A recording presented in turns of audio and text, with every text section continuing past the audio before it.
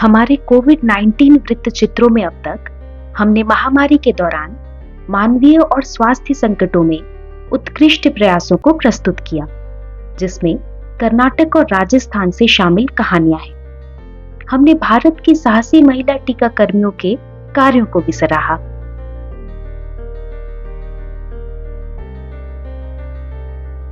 इस कड़ी में हम उत्तराखंड से टीकाकरण की सफल कहानियों को उजागर करते हैं।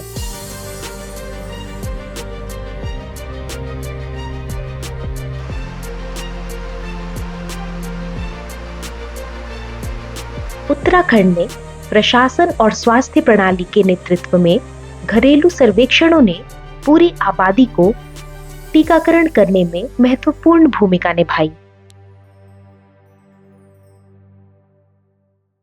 जैसा कि आप लोग जानते हैं कि कोविड एक बहुत बड़ी महामारी थी, उसमें कोविड वैक्सीनेशन ने एक बहुत इंपॉर्टेंट रोल अदा किया है।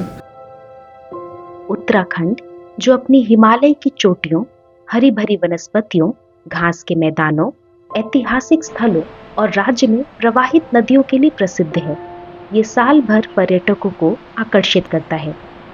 हालांकि शेष भारत की तरह कोरोना वायरस ने राज्य में सहजता से प्रवेश किया और दूर दराज के गांवों तक भी तेजी से फैल गया, जिससे हर कोई सतर्क हो गया।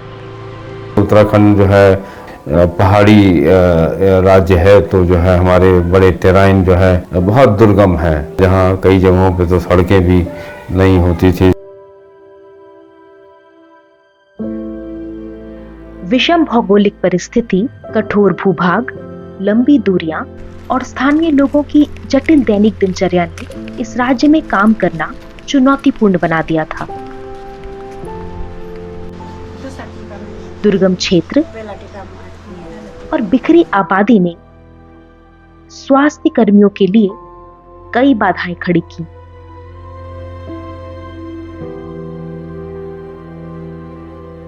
कई इलाकों में कोविड के दौरान इंटरनेट और यातायात तक पहुंच अक्सर एक ख्वाहिश भर रही। इसके अतिरिक्त राज्य में उपलब्ध नागरिकों के डेटा में असंगति पाई गई। साथ ही लोगों के वर्तमान निवास स्थान के बारे में भी जानकारी उपलब्ध नहीं थी। तो अब पहाड़ी इलाकों में दिक्कत हो रही थी यही डाटा लेने की, कितना आदमी है, कौन कहाँ है। उसी तरह माइग्रेशन भी हो रहा था, लोग बॉम्बे दिल्ली से अपने घरों में आ रहे थे। लेकिन हमारे पास बहुत सारी माइग्रेटरी पॉपुलेशन थी जो काम करने के लिए आते थे। लेबर क्लास बहुत सारे थे, बहुत सारे नेपाली थे, जो कि बाद में उनको भी वैक्सीनेशन किया गया। रेलवे का बहुत सारा काम था, जो टनल में करते थे काम।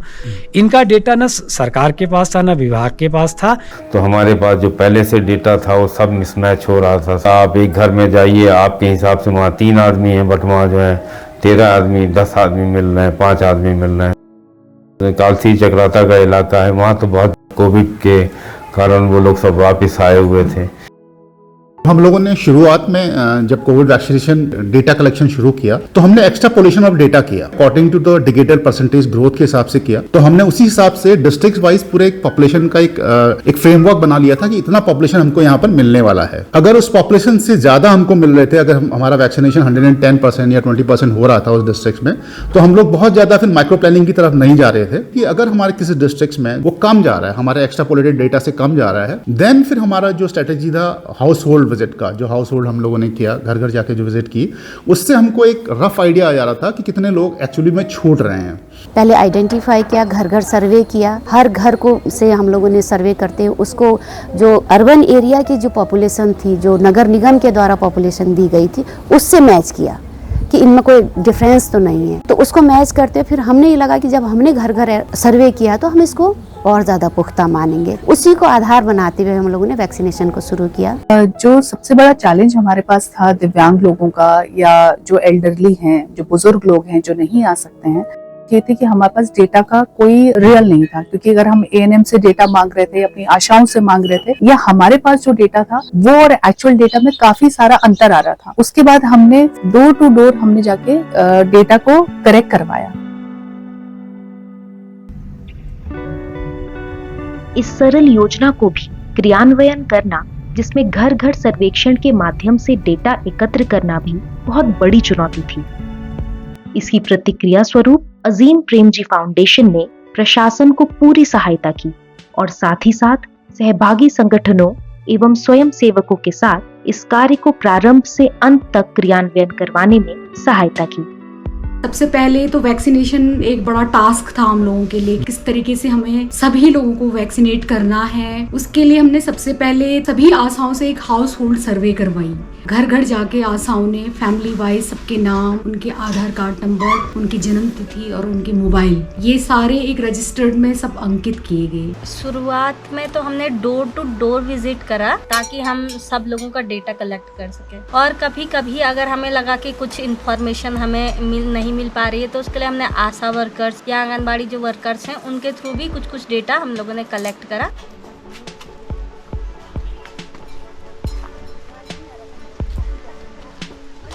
और फिर उसे एक पोर्टल पे जाके फीड करा हमारे अन्य साथियों ने, और उसके थ्रू हमें इन्फॉर्मेशन भी मिली कि किन लोगों ने वैक्सीनेशन करा है, नहीं करा है। ऐसा था कि जो आशाएं थी वो लोग वैक्सीन लगाने में बिजी थी और वो डाटा कलेक्ट नहीं कर पा रही थी क्योंकि एरिया बड़ा था और मैन पावर बहुत कम थी। तो हमारी जो मैन पावर थी हॉस्पिटल वालों को उसके बहुत बेनिफिट हुआ। मतलब हम बहुत सारे गांव में गए और किन पे फर्स्ट वैक्सीनेशन और सेकंड वैक्सीनेशन, जो फर्स्ट डोज और सेकंड डोज है उसके बारे में हमने मतलब डाटा कलेक्ट किया है सभी लोगों से, और काफ़ी सारे गाँव में मतलब इसके विषय में मतलब भ्रमण किया है और डाटा लिया है। हमारे वॉलंटियर सर्वे करते थे फील्ड में जाके, उन्हें बोला गया था अगर कोई प्रेग्नेंट महिला है तो आपको उसके आगे लिखना है कि वो महिला प्रेग्नेंट है। अगर किसी को बुखार है या कोई गंभीर बीमारी से ग्रसित है तो उसके आगे मेंशन करना है। तो उससे हमें एक बहुत अच्छा बेनिफिट हुआ कि हमारे पास एक गांव की सारी प्रेग्नेंट महिलाओं का डेटा आ गया।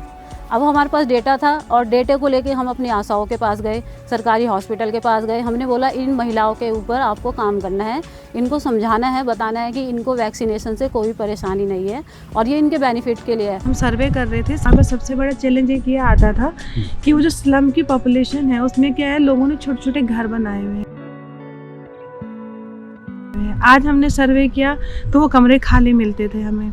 उसके बाद हम अगले दिन वहाँ लोगों को बुलाने जाते थे तब वहाँ पे परिवार आ चुके होते थे, जो कि वो आना जाना उनका लगा रहता था। माइग्रेंट पॉपुलेशन है, आज इधर है तो आज उधर है, तब हमें बहुत दिक्कत होती थी। फिर सर्वे में हम लोग फ़ोन नंबर के माध्यम से भी हम लोग कर रहे थे, लेकिन फ़ोन नंबर भी ये है कि जो हमें नंबर मिलते थे आधी बार वो स्विच ऑफ निकलते थे, फिर उन पर कोई रिप्लाई नहीं करता था।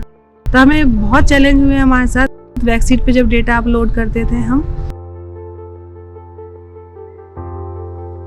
ऐसे बहुत से बंदे बाहर निकल के आए जिन्हें पता ही नहीं था कि वैक्सीनेशन हो भी रहा है या नहीं। अगर ये हाउस होल्ड सर्वे नहीं होता तो इससे हम लोगों को पता नहीं चलता में कितने बंदे वैक्सीनेशन है और कितने नहीं है।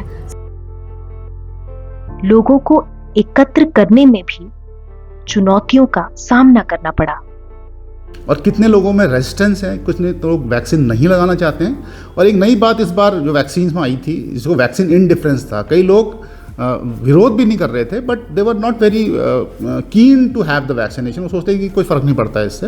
उनको मोटिवेट करना है कि वैक्सीन ना वालों, कोई तो डरता था कि कोविड है कि कहीं हमें कोई दिक्कत ना हो जाए, ये ना हो जाए, तो उसको समझा के हमने वैक्सीनेट किया तो वो जागरूक हुए। फिर इन सब के बीच टीकाकरण पर जन जागरूकता की एक बड़ी आवश्यकता थी, जिसके लिए विभिन्न साधनों के माध्यम से निरंतर प्रयासों की आवश्यकता थी। मैं डॉक्टर DS पंचपाल, मुख्य चिकित्सा अधिकारी उधमसिंह नगर, मैं आप लोगों से ये अनुरोध करूंगा कि आप लोग वैक्सीनेशन जरूर कराएं। उदाहरण के लिए नुक्कड़ नाटक और पोस्टर जागरूकता फैलाने और जानकारी प्रसारित करने में एक महत्वपूर्ण भूमिका निभाई। जैसा कि हम सब जानते हैं कि समाज में कोविड को लेकर कितनी भ्रांतियां फैली हुई हैं। इस तरह की भ्रांतियां हमारे बीच भी फैली थी, लेकिन जब अजीम प्रेमजी फाउंडेशन की तरफ से हमें एक नुक्कड़ नाटक करने को कहा गया जो कि टीकाकरण अभियान को लेकर था, तो हमने इसे एक हफ्ते में तैयार कर लिया। हमने खुद भी टीका नहीं लगवाया था, लेकिन गांव-गांव जाकर इस नाटक का प्रदर्शन करने से पहले हमारी पूरी टीम ने टीका लगवाया, ताकि हम अपनी टीका लगवाने की बात को पूरी मजबूती के साथ लोगों के बीच रख सकें।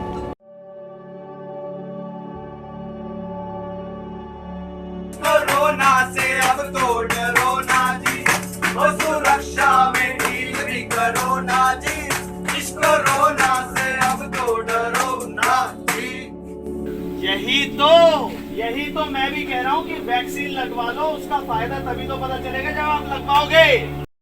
ये सबसे पहले जो एक पंचायत की कड़ी होती है वो एक प्रधान होता है। उस प्रधान के पास पूरा गांव का पूरा डाटा उसके पास रहता है कि इस गांव में 0 से 18 तक कितने लोग हैं, उससे आगे कितने लोग हैं, कितने बुजुर्ग हैं, कौन 60+ हैं। इस तरीके का संपूर्ण जो डाटा है वो प्रधान के पास रहता है। और प्रधान एक ऐसा जरिया है जो गाँव के प्रत्येक व्यक्ति को जानता है। तो यही एक आधार था कि हमने सबसे पहले उस नब्ज को पकड़ने का काम किया कि ताकि हम लोग प्रधान के जरिए गाँव तक पहुँच सके और वैक्सीनेशन का काम करा सके। तो उनके साथ बैठने का पर्पज ही यही था कि हम उस पर प्रॉपर डाटा हमारे हाथ में आए और एक भी व्यक्ति जो है वैक्सीनेशन से ना छूट पाए। गांव के प्रधानों के साथ बैठकें आयोजित करना और गांव स्तर पर समूहों में आयोजन करना टीकाकरण स्वीकृति को बढ़ाने में प्रभावी साबित हुआ। प्रधान स्थानीय स्तरीय की टीमों के सहयोग से इन चर्चाओं की अगुवाई करते थे कि आप लोगों ने वैक्सीन लगाई कि नहीं लगाई। राशन के लिए भी पूछिए आपने वैक्सीन लगाई कि नहीं लगाई। इसलिए हम सबको वैक्सीन लगानी है, अपने गांव को भी बचाना है, अपने परिवार को भी बचाना है। सब लोगों को वो एक परिवार भी नहीं की जो वैक्सीन न लगे जेपे 18+ 45 से 2 डोज जो पहले छुई हाँ। उस टाइम ऐसा होता था कि गर्मी का माहौल आया तो बहुत से लोग बाहर नहीं निकलते थे, झूठ बोल देते थे कि हमने वैक्सीन लगवा ली है, हम नहीं बात करना चाहते। तो फिर दोबारा से जाके कांटेक्ट किया, मुश्किल से मानते थे। फिर उनको हम बोलते थे कि हमारे पास रिकॉर्ड है कि आपको वैक्सीन नहीं लगी है अभी। फिर वो यकीन करते थे, फिर आते थे लगवाने। उत्तराखंड के संदर्भ में घर घर जाकर डेटा एकत्र करना वैसे तो वैक्सीनेशन अभियान की योजना बनाने में महत्वपूर्ण रहा, साथ ही उत्तराखंड की भौगोलिक परिस्थितियों में आए चुनौतियों से निपटने में भी मददगार साबित हुआ। सैंसपुर एरिया की अगर मैं बात करूं तो वहां पर हमने 56,000 पॉपुलेशन का डेटा कलेक्ट किया था। सेलाकुई पे हमने करा था लगभग 34,900 के आसपास का डेटा कलेक्ट। जैसे हम लोग करते थे फर्स्ट डोज और सेकंड डोज का कंपैरिजन होता था कि फर्स्ट डोज में हमने 5,000 डोज लगाई हैं तो सेकंड डोज भी उतनी ही लगनी चाहिए, बट हो नहीं रहा था। जो अजीम प्रेम जी ने अपने वॉलंटियर्स लगाए थे, उन्होंने हमें जो डेटा दिया वो गांव में जाके दिया है। जैसे हम तो एक गांव में गए और ओरली घूम के आ गए कि हाँ किस किस को वैक्सीन लगी है। उन्होंने हर एक बंदे का डेटा दिया कि परिवार में इतने लोग हैं, इतने लोगों को इतनी वैक्सीन लगी है और ये यहाँ पर नहीं रहते हैं। तो उससे हमें काफ़ी ज़्यादा सहयोग मिला कि हाँ ये बंदा रहता ही नहीं है तो इसको ढूंढ के फ़ायदा ही नहीं है हमें। जो चैलेंजेस आते थे तो उसके लिए मैंने अपने एफर्ट्स लगाए, जैसे कि परिवार रजिस्टर होता था, गांव में जो है सरपंच होते थे, मेंबर्स होते थे, उनके साथ बैठ के मीटिंग करना, जो आंगनवाड़ी वाले होते हैं उन लोगों की हेल्प ली और उन्हें उस डेटा के अकॉर्डिंग धीरे धीरे आगे बढ़े। टीकाकरण के लिए प्रशासन द्वारा शिविरों की संचालन मुख्य रूप से डेटा विश्लेषण पर निर्भर थी। अपने डाटा के बिहाफ पे ही कैंप लगाए हैं पूरे हरपटपुर में। कल के कैंप की हम लोगों को वो सूची बनानी है कि हम कहाँ कैंप लगाएंगे कल परसों, एक हफ्ते के लिए। मतलब हम पूरा प्लान करते थे कहाँ कहाँ कैंप लगाने। तो हमारे डाटा का प्रयोग से राज्य के हॉस्पिटल है उन लोगों को बहुत बेनिफिट हुआ है। कालसी ब्लॉक जो है वो बहुत ही टफ टेरेन है। यहाँ पे एक गांव एक तरफ है, कुछ गांव कुछ तरफ है, जहाँ पे पैदल का रास्ता है। बहुत जगह ऐसी हैं जहाँ पर गाड़ियों की भी सुविधाएं नहीं होती। तौर पे ले लेते हैं जैसे सराड़ी गांव था,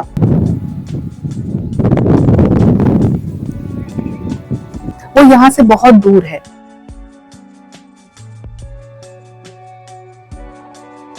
वहां के लिए एक दिन पहले हमने पब्लिसिटी की, वहां के लोगों को जागरूक किया। एक्चुअली उस समय तक मैसेज पहुंचाना बहुत मुश्किल था कि इसके क्या फायदे और क्या नुकसान है। जहाँ पर मैं कार्यरत हूँ सराड़ी में, तो उस गांव में हमारी स्वास्थ्य विभाग की टीम और एएफएफ की टीम 2-3 बार गई है और 2-3 बार में गांव वालों ने डर के मारे जो है हमारी टीमों को वापस भिजवाया है और ये बैरंग वापस आए हैं। तो फिर हम लोगों ने मिलकर, अन्य शिक्षक साथी भी हम लोग मिलके गाँव पहुँचे, लोगों को समझाया है कि देखो हमें भी 2-3 बार वैक्सीन लग चुकी है और हम स्वस्थ हैं, तभी हम आप लोगों के बीच आ पा रहे हैं। तो जनसंख्या गांव के अंदर जो है 40 से 50 परिवार निवास करते हैं। इस तरीके से जब हमने इस पे कार्य किया है तो 200 के आसपास वैक्सीन लगी हैं। उसके बाद तब एपीएफ की टीम के द्वारा और स्वास्थ्य विभाग की टीम के द्वारा दूसरी बार फिर कैंप लगा है, तीसरी बार कैंप लगा है, जिस तरीके से कि हमने पूरा वैक्सीनेशन गांव का करवाया है। हमारे साथ अजीम जी प्रेम जी फाउंडेशन था, मैं उनका धन्यवाद भी करूंगी क्योंकि उन्होंने अपनी टीम को हमारे साथ लगाया। उनके साथ कई सारे मेंबर्स हमारे साथ यहाँ पर रहे और उन्होंने वैक्सीनेशन से एक दिन पहले जाकर वहाँ पर लोगों को समझाया और डेटा कलेक्ट किया कि कितने लोग हैं जो वहाँ पर वैक्सीनेटेड नहीं है। हमने वहाँ पे कैंप लगाया, जो उनके डाउट्स थे उसको हमने क्लियर किया और इसी तरह से हमने जाके वैक्सीनेशन को अंजाम दिया। 21 जनों का हमारा ग्रुप था, तो गली गली में जाके पहले होता था कि भाई तुम इस गली में जाओ, हम इस गली में जाते हैं, तो वहाँ से पहले डेटा लेते थे, सबका डाटा मिलाया जाता था। जिस एरिया में ज़्यादा लोग होते थे कि हमें लगता था कि डाटा में लोगों ने वैक्सीन ज़्यादा नहीं लगाई, हम वहीं पे कैंप जाके लगाते थे कि भाई वहाँ ज़रूरी है क्योंकि वहाँ इतने लोग रह चुके हैं बिना वैक्सीन के, तो वहाँ पे जाके पहले कैंप वहाँ ही लगाते थे। ऐसा नहीं एक दिन में हम 2-2 कैंप भी लगाए हैं। हमने जहाँ जहाँ पे लेबरों की साइट थी वहाँ पे जाके हमने कैंप लगवाए, उनका टीकाकरण कराया।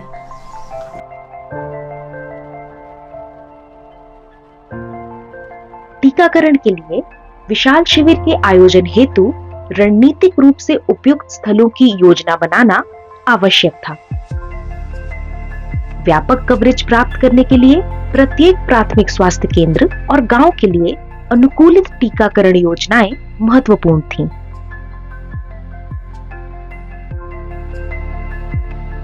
जल्द ही टीकाकरण कैंपों को तेजी से विस्तारित करने की आवश्यकता महसूस हुई। बड़े स्तर पर टीकाकरण प्रयासों के लिए जंबो कैंप आयोजित किए गए। हमने उत्तराखंड ही हमारा पहला राज्य था जहाँ पर जो है हमने जंबो साइट्स बनाई बड़ी बड़ी, जिससे जो है ज़्यादा से ज़्यादा लोगों को एक दिन में इनोकुलेट किया जा सके वैक्सीन से। और उसका बड़ा फायदा हुआ लोगों को, क्योंकि उसके बाद की जो लहरें थी वो सब जो है कमजोर होती गई।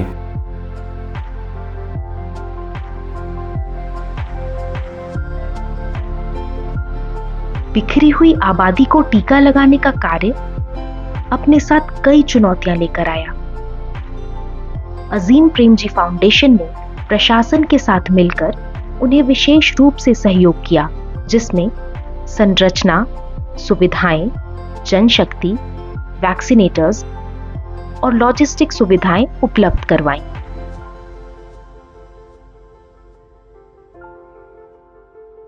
चाहे गांव कितने ही दूर क्यों न हो, हमारी वैक्सीन टीम अत्यधिक परिश्रम करती रही।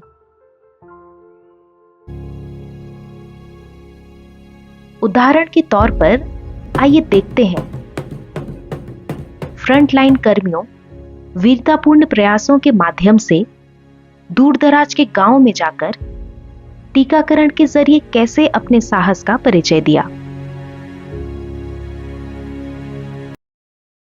जिन जिन जगहों में गवर्नमेंट को मदद की जरूरत थी कि यहाँ के आंकड़े में कुछ डिफरेंस आ रहा है, तो हम हमारे साथी लोग गांव में गए और वहां पर कुछ आंकड़े लेने हमने स्टार्ट किए और इस तरह से हमने वैक्सीनेशन में एक तरह से कदम रखा। कोविड वैक्सीनेशन में मोरी ब्लॉक को कुछ चुनौतियों से सामना करना पड़ा, जैसे कि 80 से 90% एरिया में नेटवर्क का प्रॉब्लम था, तो हम लोग उन क्षेत्रों में ऑफलाइन वैक्सीनेशन करते थे। तो ऐसे में हमारे पास डाटा एंट्री के लिए बहुत सारे एंट्रीज पेंडिंग रह गई थी और बाकी चुनौतियाँ थी, जैसे कि व्हीकल का बड़ा प्रॉब्लम था। तो अजीम प्रेम जी फाउंडेशन के थ्रू हमें मतलब कुछ गाड़ियाँ मिली हैं जो कि हमें मतलब बड़ा हेल्प मिली है वैक्सीनेशन में। डोर टू डोर वैक्सीन लगाने के लिए भी हमारी टीम ने मदद किया है, क्योंकि कुछ लोग गांव से बाहर थे। तो जो लोग गांव से बाहर थे वो या तो बगीचे में थे या कुछ अपनी दैनिक मजदूरी के कारण गांव से बाहर थे। हमने टीम गांव में जाके उनको सपोर्ट किया और मोटिवेट किया कि आप लोग ये वैक्सीन लगाइए।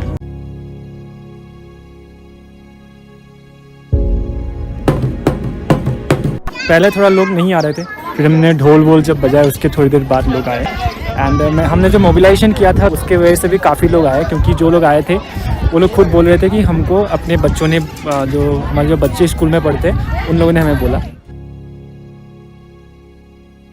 तो कई पैदल रास्ते गए हैं, वहाँ कई किलोमीटर पैदल चलते हुए, जैसे 17-18 किलोमीटर भी हम लोग पैदल गए हैं।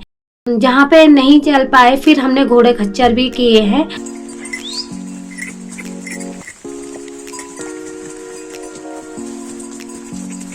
जहाँ तक गाड़ियाँ भी गई हैं तो हमने गाड़ियों की सहायता भी ली है, और जहाँ पे रोड साइड पे कार्य कर रहे थे तो पैदल जाने में असमर्थ हो रहे थे तो हमने ट्रैक्टरों की भी सहायता ली है।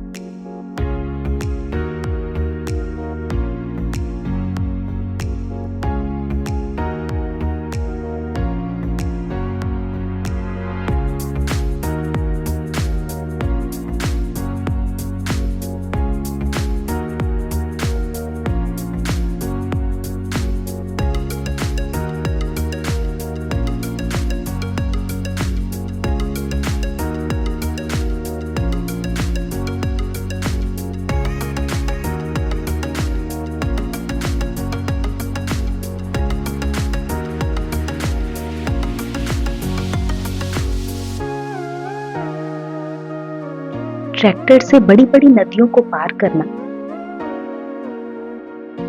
और बारिश और जंगलों को मीलों तक ट्रैक करना उनके दृढ़ संकल्प को दर्शाता है कि वो अपने कार्य को करने हेतु कितने प्रतिबद्ध व उत्साहित हैं।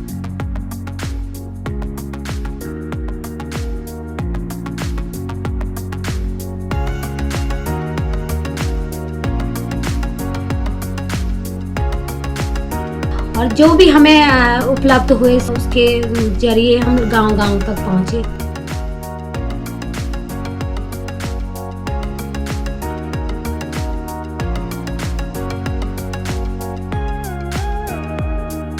हालांकि इन गांवों में भौगोलिक, क्रियात्मक और अन्य चुनौतियों के साथ टीकाकरण की कम दर के साथ शुरुआत हुई। स्वास्थ्य कार्यकर्ताओं, स्वयं सेवकों और पूरी टीम ने दिखाया है कि दृढ़ संकल्प से क्या हासिल कर सकते हैं। जैसे ही अभियान समाप्त हुआ, हमें उम्मीद थी कि ये गांव भारत के सभी दूर दराज के गांवों के लिए एक आदर्श के रूप में काम करेंगी। कुल मिलाकर यह उत्तराखंड के लिए टीकाकरण में एक उल्लेखनीय जीत थी। इस काम को 26 भागीदारों के सहयोग से पूरा किया गया, जिसमें 323 पीएचसी जो 13 जिलों के अंतर्गत आते थे, जिससे 45 लाख लोगों के टीकाकरण में सहायता मिली।